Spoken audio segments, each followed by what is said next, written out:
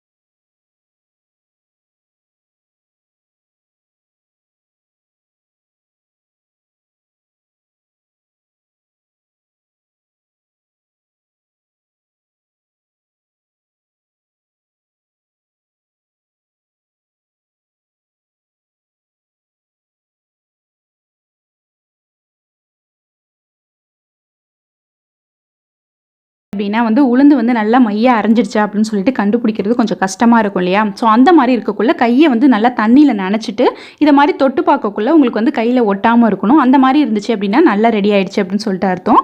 இப்போ வந்து மாவு வந்து நம்ம வந்து பாத்திரத்துக்கு வந்து மாற்றிக்கலாம்.